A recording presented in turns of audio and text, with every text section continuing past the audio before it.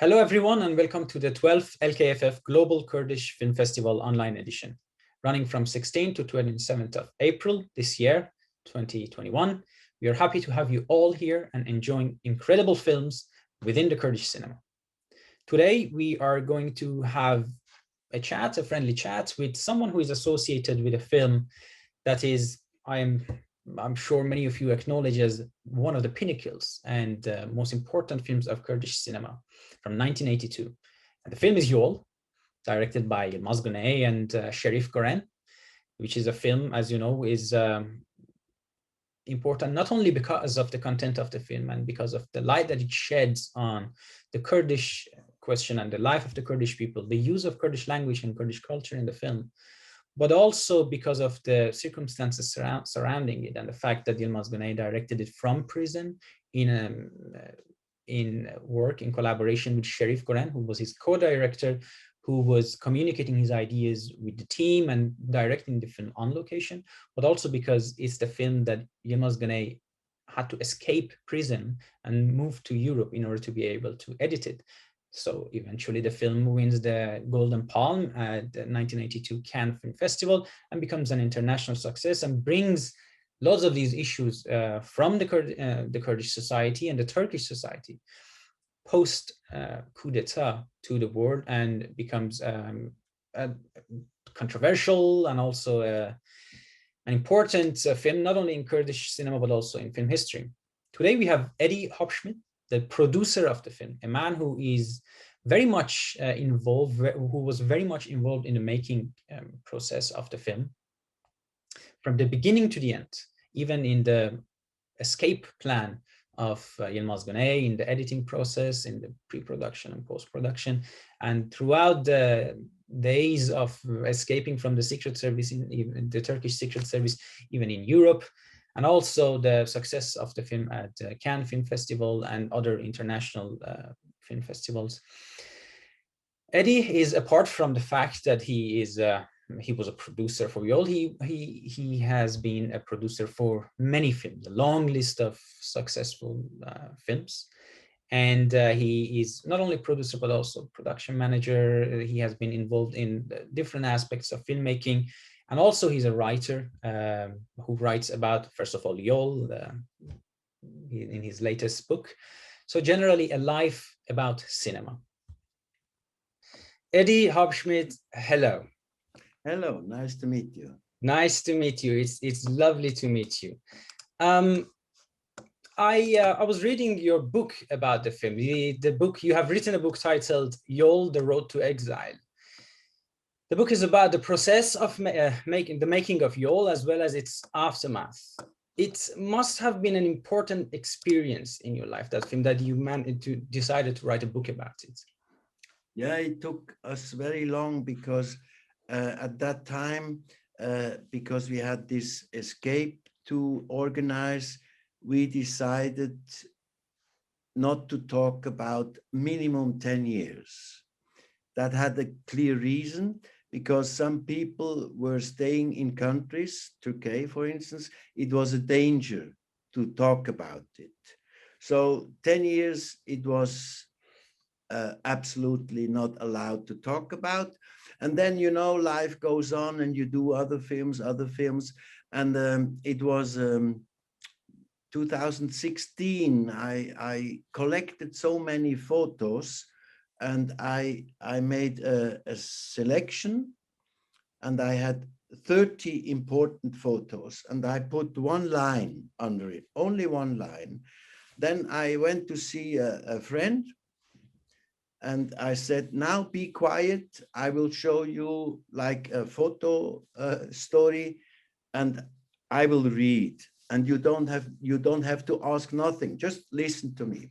So he was patient, and he listened to me 5 minutes. I went through the 30 pictures and reading the line. And then at the end, he said, Edi, you must write the book. Mm-hmm. So it started like this.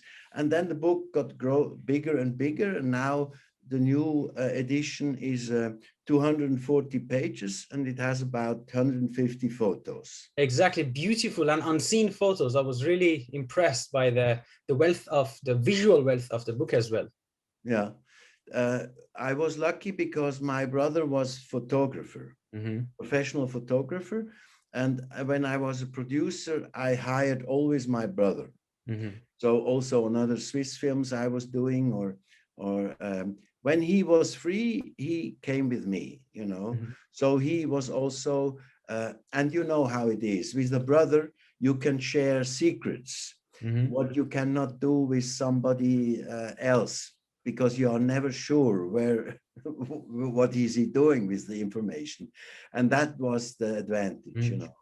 That's how And I got the negatives of all these films, of all these photos, and they were kept very low in a yeah, box. fantastic. I totally suggest the audience, our viewers, to read that book, to purchase and read that book. It was a very interesting experience for me as well, because not only the stories that you tell are so interesting, and I hadn't heard most of it, but also the photos are very interesting as well.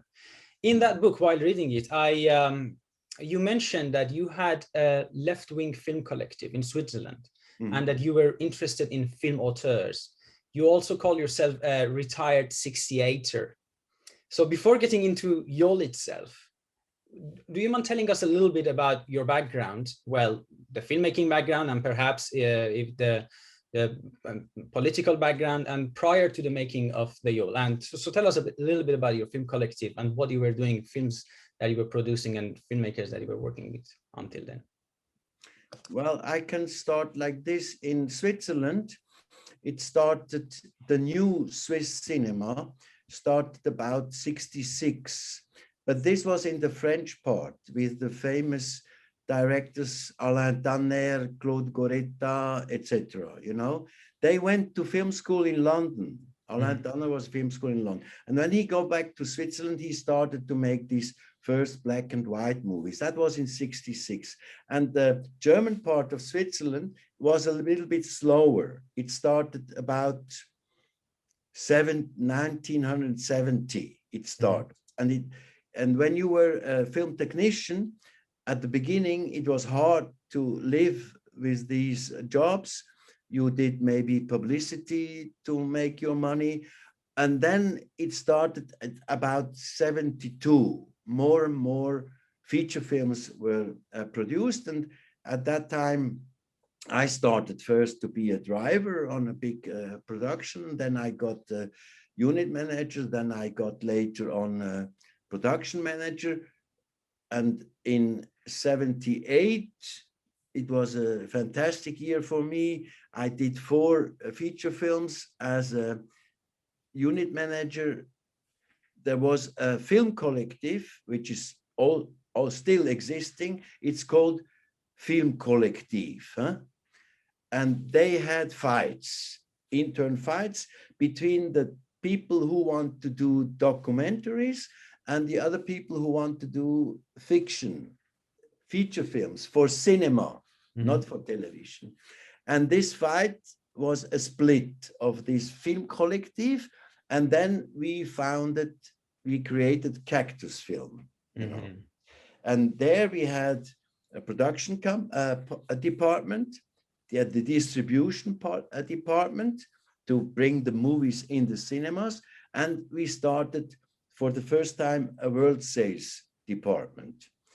And a very famous Swiss film, it's called Les Petites Fugues, Kleine Fluchten in German, was so beautiful. Our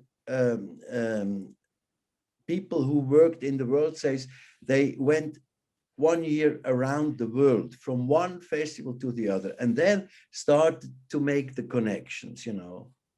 That was the beginning. 79, Cactus started.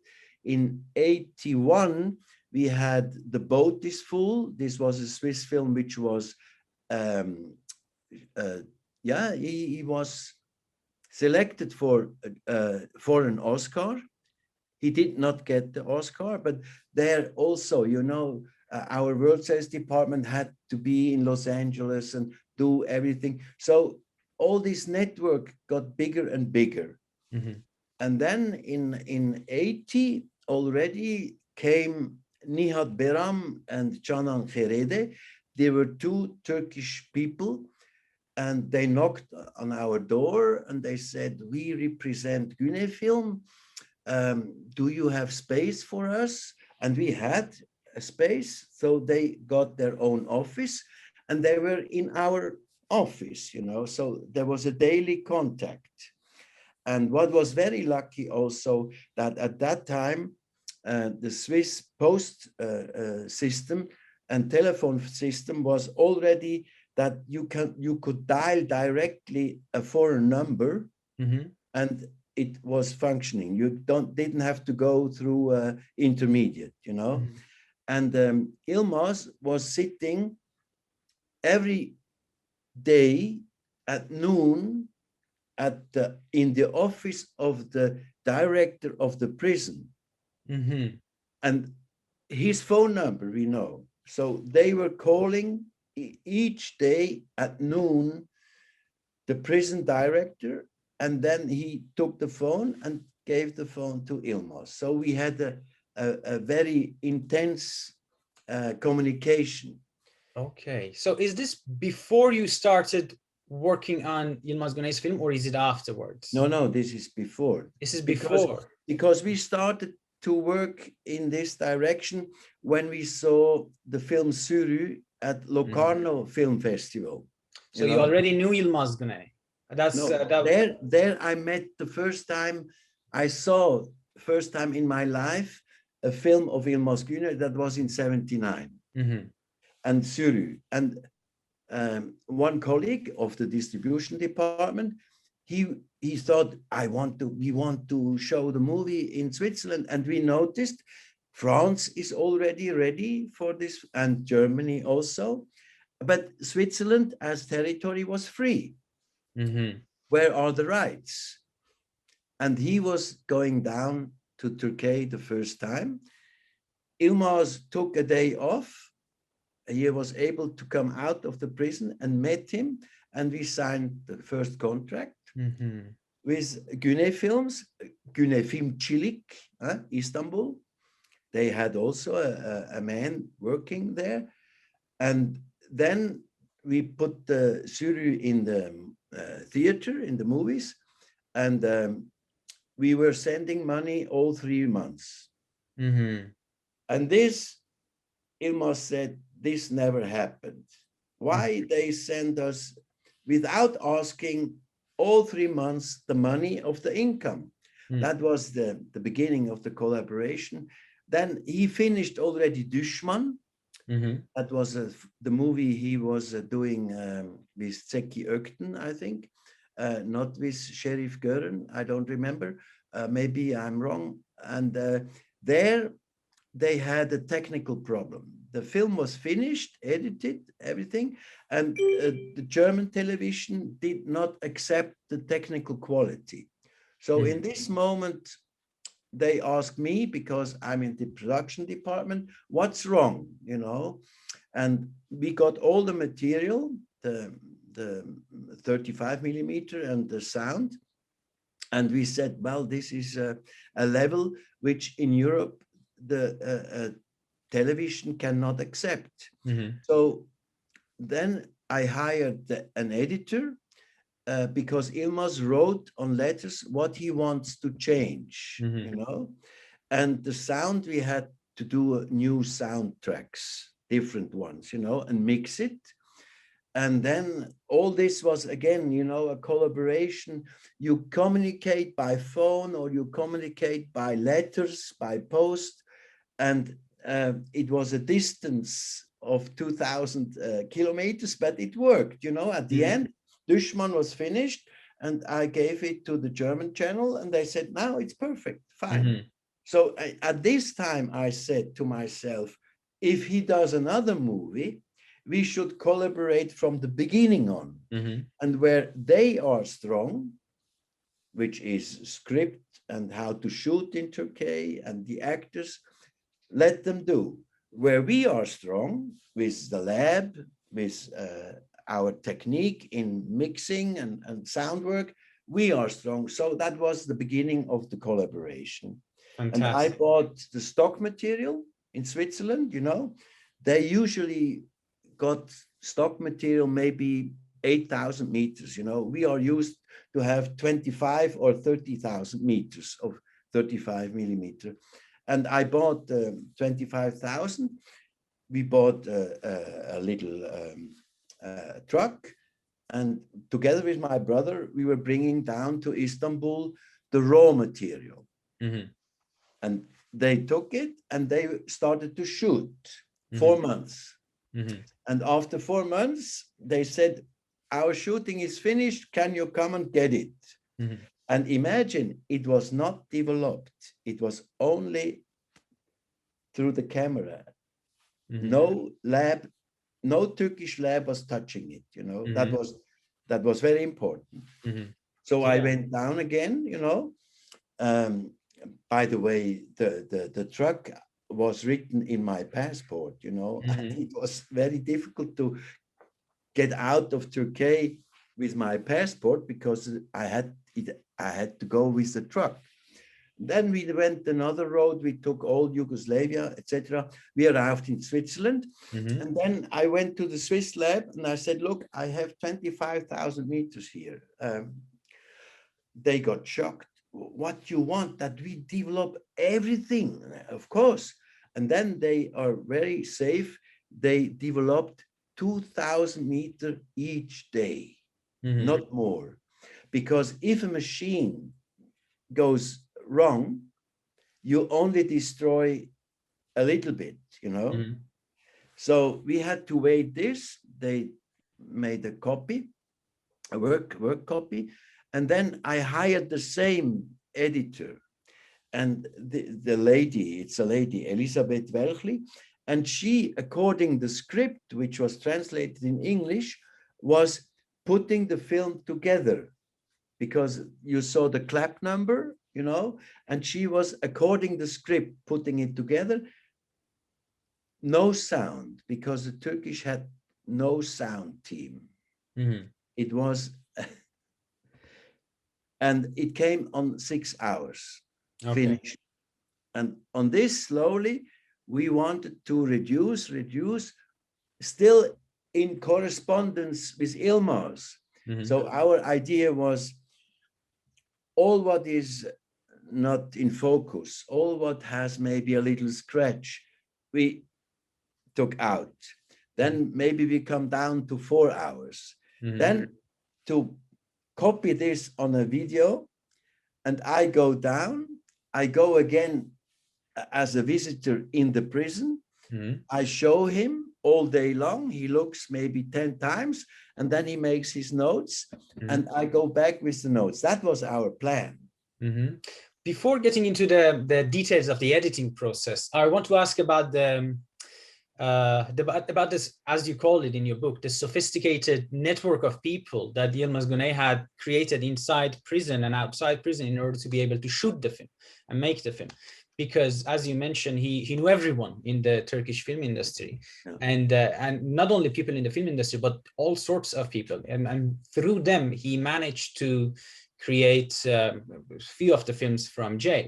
So I want you to tell us a little bit about this sophisticated network of people that he had created. For example, it's easy for us to understand how Yilmaz Guney sat in jail and wrote the script for the film, but perhaps it needs a little bit more elaboration to understand how he directed the film. We know that Sheriff Goren had the task of directing the film on location, but how did he communicate Yilmaz Guney's ideas with the team, and how did they co-direct the film? Mm-hmm.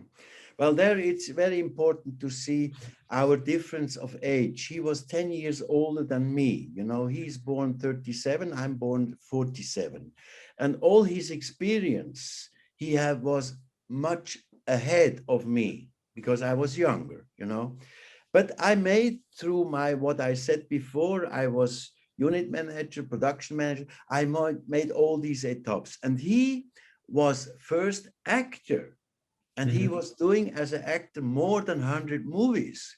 And as he was quite clever, he was always looking on the set. What is he doing? How do they work, etc., etc. You know, so he knew the mechanism of filmmaking. So when he decided to stop as an actor, he announced it very clearly and said, now I make my own movies, you know.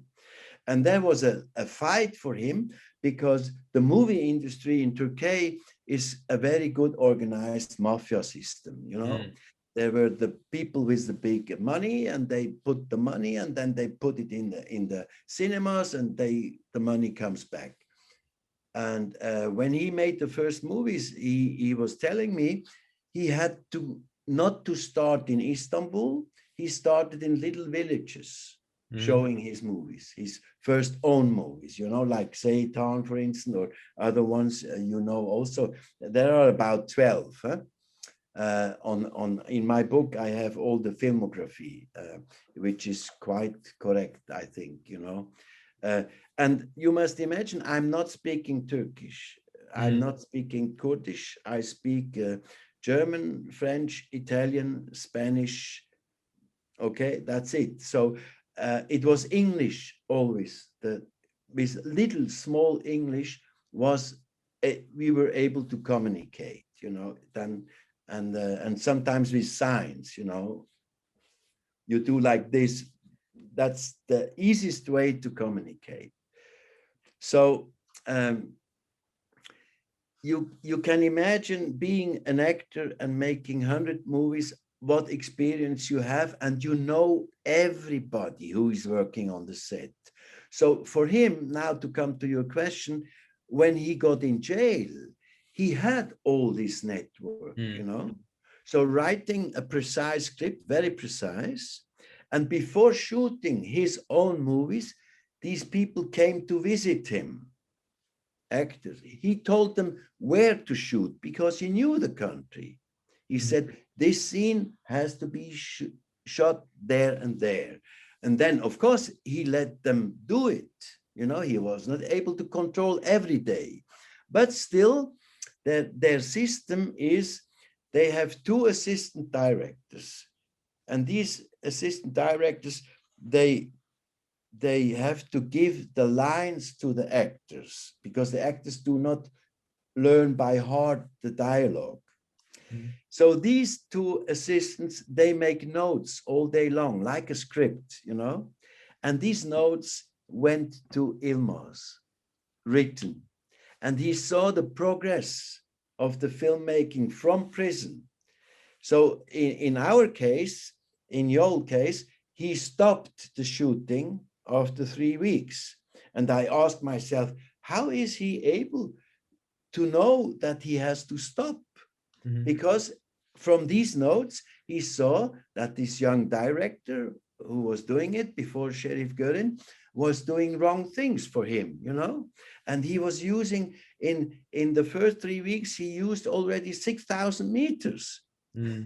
And we never developed this. We were throwing away. I brought other 6,000 again. So they started from 0 at with 25,000 with Sheriff Gören, you know. So that what I can say is, without knowing basics in filmmaking, you are not able to do it. And in a Swiss prison, you are not able to do it. It has to be a Turkish prison. Yeah. And you need a prisoner with the character of Yilmaz Guney, because when he arrived in a new prison, always he started to direct a little bit, you know, with other prisoners and also with the guardians, you know. So he had a sense of charisma. Yeah. He said to the director of the prison, he said, it's not good when we have only stupid prisoners. Why you have so little books in our bibliothèque? Buy more books, interesting books, so they read more. Or to the prisoners, he said, I know you always want to escape, but if you do no fitness, how you want to run, you know? And like this, he was... you need to run fast and for a long time. Yeah, exactly. So all this makes sense, you know. And then the directors, they were always happy because he was organizing without organizing, but it was more calm, it was better, and that's why he got some privileges. You know? That's why he was sitting every day at noon in the office of the director, drinking tea with him. You know, that was his capacity. You know, which is it's unbelievable. It's unbelievable. I mean, when I met him first, I was amazed. I met him in prison first. You know, when I brought down and we talked about how shall we work together, what shall we bring, what shall they do, etc. I met him in prison, and it takes you 5 minutes, and you see this man has a charisma. It was wonderful, and trust. And he gave you a photo of himself with you. You all took a photo, and he told you that this will solve any problem you have in Turkey. Exactly. That was his idea. At the end of our conversation, he wanted to go a little bit outside. You see in the background the prison, and we made a picture, my brother and me, and he said, keep this photo with you. This is your inner Turkish passport, you know. And I needed it once, only once. It was very useful. Yeah, definitely. I saw that photo, very interesting as well. So, and Güney finally escapes that prison. And if I'm correct, judging from your book, you were slightly involved in the escape plan, or at least you were aware of the escape plan. And so, and that is another reason why Yol is important, and Yol became famous, as well as the film itself. So the surrounding of the film, the Yilmaz Guney's character, his political background, the escape that happened from jail, and the fact that the film was edited outside jail, and the whole news around the film was also quite big at the time as well. When you were making the film with Güney, and when you were helping him with the escape, were you aware of the implications of it for yourself? For example, did it make any problem for you in later years? For example, did you manage to go back to Turkey at all, or just anything else that you want to add on that? Well, there are many questions in one question, so I tried to sort it out.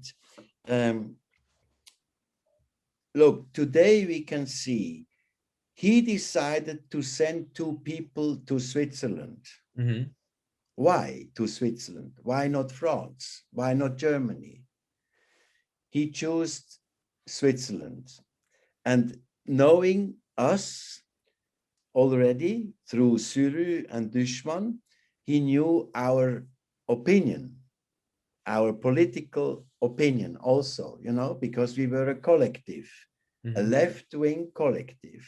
So that was on the same level. So these, you can say maybe today that it was a long plan to start the production of Yol with these Swiss people, these young Swiss people, and then interrupt the production to do with them the escape. Okay. All these informations, you do not write down, you do not talk to everybody. It must be a closed, small group, very small. Better. Oh, in my family, it was only my brother, you know, not my mother. Well, I couldn't tell my mother I go to Turkey, you know, she would not sleep anymore. So the same with friends, you do not talk to them, you know, and this was a kind of behavior which is normal, you know, automatically. It's not the big thing. You must shut your mouth, you know, and the main person who was organizing was Nihat Beram, you know. He was in our office, and daily I saw him, and he was starting to plan. That's why he once came to me and he says to me, I have to go to Athens, to Greece. Are you coming with me? Because you had no more languages. Yes, of course. And I went, and I didn't know what exactly he wanted. to do when we were in Athens. He said, well, we will meet Jules Dassin and Melina Mercury. Okay, good. Yeah, I'm with you. Okay. So it was one of the keys, you know, because Jules Dassin and Melina Mercury, they organized ahead through a long story. Cannot tell you, it's written in my book, how Yilmaz will get asile, you know. Mhm. So these are little points. And in the important moment, this Nihat, he has a nervous breakdown because that was too much in his head, you know. He was doing a very complicated organization system. And 5 weeks before, you know, he had to tell, and my colleague had to tell me, look, this is a situation. We must quickly do something, you know. And we organized a very simple plan. As tourists, we go, you know, with our Swiss papers, very easy, because Swiss people they have a good passport, the color is correct, and we enter and go out, and that was, you know, very clever. And it was foreseen. Even when an individual didn't know, he was part of it. There comes the moment, these are the facts. Let's do it. We have 5 weeks. We organize a boat. I do this. You do this. No, talk to nobody. And Yilmaz had to do his part, you know. He had to have a leave. That's why it was Bayram, you know, the big feast of sacrifice. That was the date. No date later was not possible. That was the date, you know, we had to do it. And as you see, at the end, we were lucky. And to your question, if I was aware of the danger, look, I was young, I was 30 and something. You don't think too much on this, you know. No. Today, I must say, if you ask me today to help somebody to escape from Turkey, today, with this government, I'm too old for this. No, right. Yeah. It's it's difficult. It's more difficult, you know. You must imagine in 81 with a sailing boat to go to Kemer. What's wrong? Yeah. Nothing. Perfect, huh? Yeah, and luckily nothing went wrong. Yeah. And did you manage to go back to Turkey after that at all? I waited long because the film was banned 10 years, and you must know it. When we were in Zurich after the escape, and we started to edit here in Zurich, the journalists were more clever than the secret police. You know? They found out this combination cactus film, Güney film Çilek, you know, and I mean, it's incredible. It's only about a year ago, I met a journalist from Hürriyet, and I went to drink coffee with him here, and he told me that he was waiting 2 nights in the car in front of our office, hoping to get the picture early in the morning or late in the evening, Yilmaz coming out of our office. Did he get it? No. He's told me, if if I'm the first who get the picture of Yilmaz in Zurich, you know, they pay me, no, he never. But we felt after a bit more than a week that the journalists were following us, you know, and we were reading the Turkish newspaper every day, and it was the headline, you know, he disappeared, where he is, maybe they shot him, I don't know. I mean, things like this, you know. And so we left and established the editing room in France. Yeah, and how did the editing process go? So Güney escapes and you start editing in France. Yeah, so it was the same editor who helped to repair Düşman, this Elizabeth, you know, and she had the 6 hours without sound. So together with him, you know, she knew the script very well because it was translated in English. So together they made editing shorter, until the day she comes and she says, now I cannot edit more because I need the dialogue. Mm. So we had to find a sound stage Mm-hmm. to continue editing, you know. Mm-hmm. And there I had a little discussion with Yilmaz because he wanted to go to Berlin. And he said, well, in Berlin, there are so many Turks, so many Kurdish people, I must go there. And I said, no, Germany does not give us the guarantee, but France gives us the guarantee. We have to go to Paris, you know. Mm-hmm. And that was clear, and he agreed. But then I had to find a sound stage which are able to do the sound work in Turkish. All studios said, please, what are you asking? Are you stupid? You have to go to Istanbul to do this. And I said, thank you very much for the information. But then I found a small sound studio. The man said to me when I went to ask him, he said to me, what you want? You want Moroccan? You want Arabic? You want what you want? I do everything, you know? And imagine the system the French use is writing down the dialogue, and this is screened so the actor who speaks can watch the screen. And this lady writing this was an American girl. He had no clue of Turkish. But Yilmaz was sitting next to her, and he told her, now you write this. And it was tak, it was sync, you know.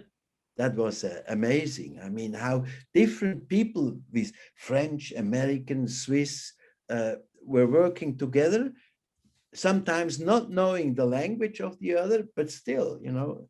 At the end, when the film was finished, mixed, nobody said something about the sound. That was quality of 1982, 35 millimeter. Nobody asked or made a remark. It was very good work, very good. On the technical level, which was perfect, you know, for that time. And Paris had the advantage. That was the other reason why he had to go to Paris, because we aimed Cannes Festival. And the Cannes Festival, they are not sitting with the offices in Cannes, you know, they have the offices in Paris. They have an own cinema. And we announced the movie, we asked them, and then the director, which Gilles Jacob, as you know, and I said, yes, but you know, I must bring you the print. I cannot send it to you. Why? Well, it's a little bit. So Gilles Jacob was automatically asking different departments, you know, justice, interior, exterior, what I'm doing here, you know. And then he agreed after putting his mind clear, this man is protected by the government of France. And he accepted that I bring physically the 35 millimeter print, and I was waiting outside, what he does not like, you know, because when somebody saw a movie, you see him coming out and you see his face, you know, and that was, and then I had to bring back immediately the print to the editing room because they had to continue. It was quite a plan, which worked. Yeah, and obviously, as our viewers also know, the film is an immediate international success by winning the Golden Palme. Can you tell us a little bit about that international reception of the film? Yeah, that was very clever how the festival was programming it, you know. In his press conference, he was writing down film surprise. He did not tell the name. To me, when he chose the film, he said, okay, one condition, the director must come and must show up. And he told me, for the security inside of the cinema, it's my beer, it's my duty. All the rest you must organize. Okay. And it worked out like this, you know, because through French government, I got 2 bodyguards during the Cannes time. So the film was announced surprise on Friday before the opening of the festival. He announced the title and he announced the name of the director. All the press people, what? No, come on. Huh? He was in prison before. What? He shows up, you know. The film is showed to the press people in the morning at 8, and then is the press conference around 12 or 1. He shows up full. The press room was full. They asked him questions. He was always giving very precise answers. And you see on the pictures the tension, you know, I put in the book, the tension. For us, it was an incredible tension. But inside of the Cannes Festival hall, rooms, we were safe. Outside, we had to organize. That was another thrilling part, which many details. And I still today, I asking myself, you know, that suddenly the Turkish Secret Service was very clever, and they found us, you know. And this was the most dangerous moment. I describe it in my book, how it happened. And we were lucky, you know. Again, my brother was a driver. He parked the car outside, and the 2 bodyguards were next to me. And they said, wait until the light goes out in the cinema, and then we stand up and we run. And these secret police was standing already in the cinema, but it got dark. Until your eyes get used to the dark, we were out. That was the most dangerous moment. Never had another one like this. Good. An interesting thing about that year's Golden Palme as Cannes is that it's a joint success between Yilmaz Guney's Yol and Costa Gavras' Missing. Which is both of the films are kind of related to coup d'etats.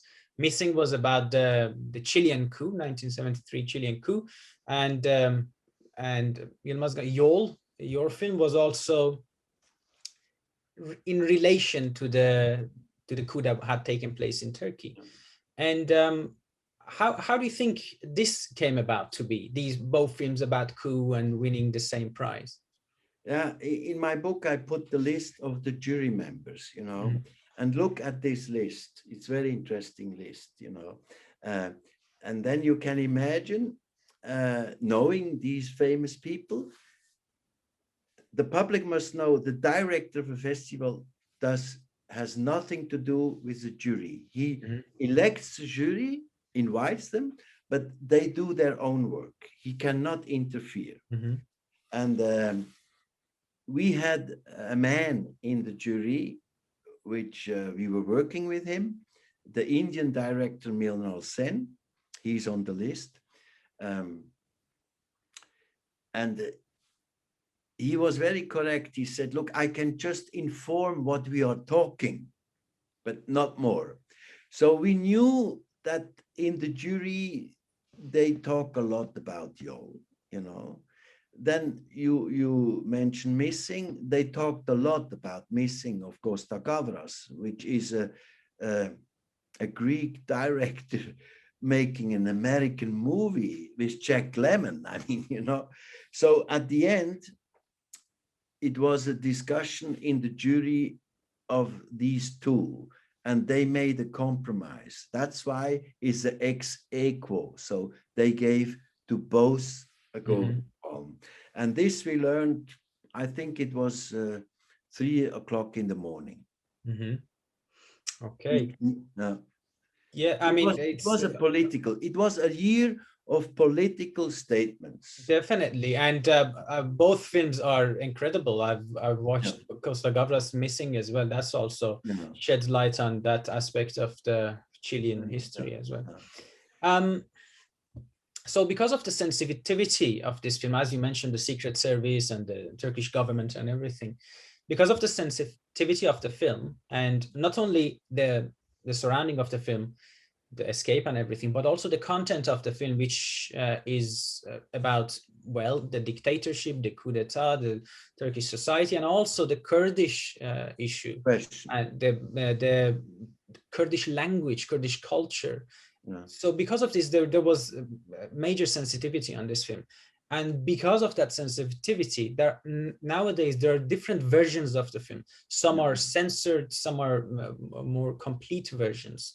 And so some of the versions which are available in Turkey are the censored version. For example, that title Kurdistan at the in the film, which was what Yilmaz Guney intended to be, it has been removed, or some of the dialogues about the Kurdish people's suffering has been removed. How do you feel about that? Well, it's a very difficult subject, because you must try to put yourself in the position, for instance, of the widow of his wife. She went back to Istanbul. And of course, the film was banned for more than 10 years.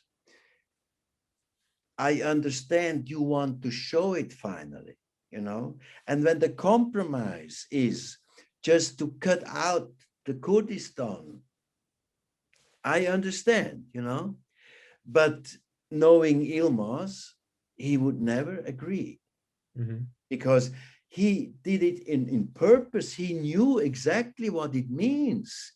When he was in the editing room 81 and 82 until April, before gone, he was knowing what it means, So why shall he abandon an idea he had, and he wanted it like this? So I cannot support morally these people, but I understand them.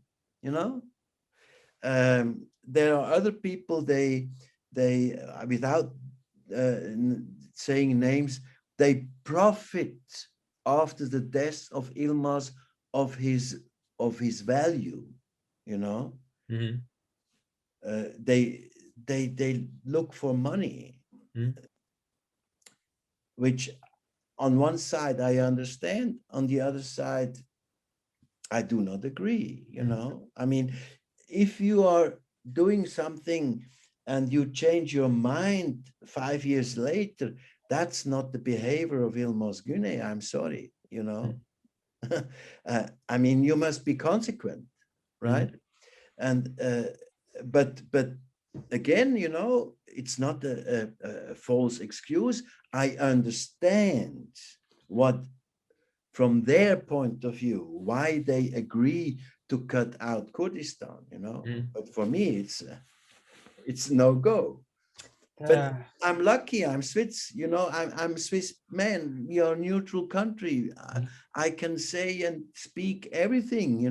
I just have to be careful. That's all. Yeah. Because the gray wolves, they are everywhere. Definitely, and exactly. Things are not as easy as it is for many Europeans, for Kurdish people, and for many people around the world, obviously. It's thank you, Edi, so much for all these incredible details and information. I wonder what you're working on these days. I know that you have long list of films that you have made, you have produced, and even the books that you have written and are writing. What are you working on now these days? You mentioned the book, but also in terms of films. Well, as I got older and I stopped producing films, by the way, it was not a very nice reason. I got the same illness like Yilmaz. I got cancer in 2001, and I had to think what I'm doing next, and 6 years later, I knew I was fighting positively against the cancer, so I'm again healthy, which is thanks God. but then I didn't want to go back in the stress of film producing, you know. And I did other things. I was in a cinema involved, which is now working, or something else, you know. I wanted to change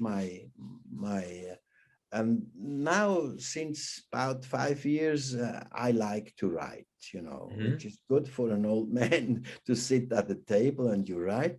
And at the moment, I have two subjects on the table. I hope I can finish the writing until end of this year of 21 and then publish it. One, it has to do with movie. Huh? First is what I told you, the book number 2, what happened afterwards. And the second is about a Swiss filmmaker. His name is Kurt Glor, who had a fantastic script. And 6 weeks before shooting, a big part of the financing was cracking down. And the guy was so lost, he was doing suicide, you know. He was jumping in front of a train. And I want to write about this man, you know, because it considers me. I had also once a tragic diagnostic, you know, and my reaction was, well, shall I give up?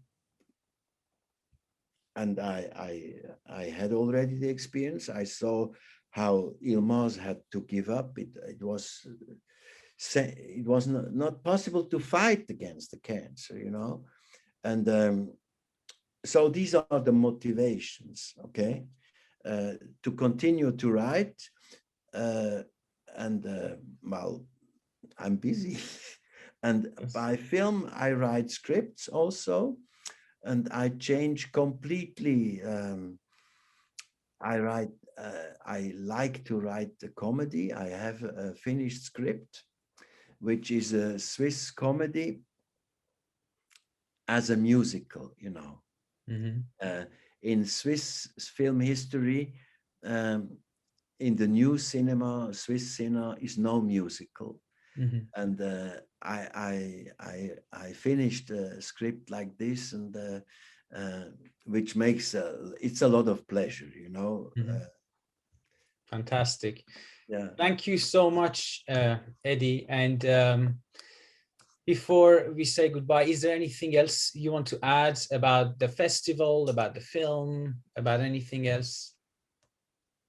Well, I just hope that your festival is a success. I'm not very happy that it is online, because you know what is happening to the film industry at the moment is a disaster, and to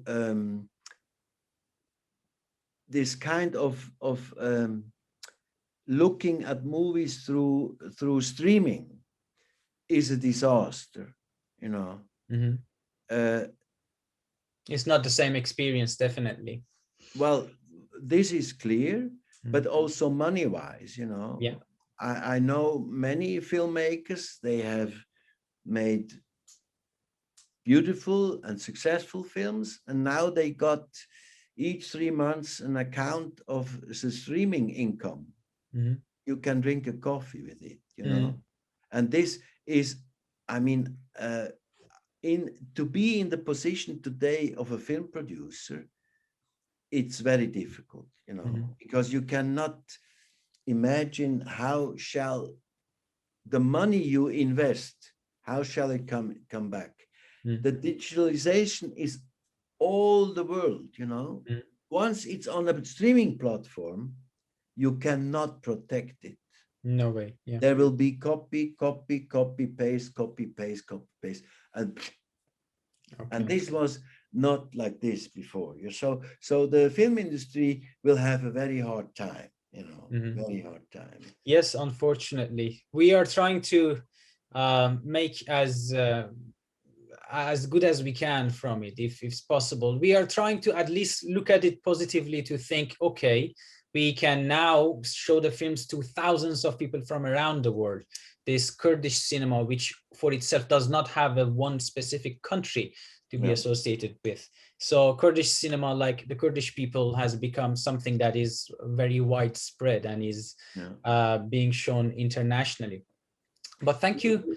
Yeah, well, I just want to mention, that's why I, in 2017, I translated, not me, I had a translator who translated the book in Turkish and Kurdish, but now it came up, which Kurdish, you know?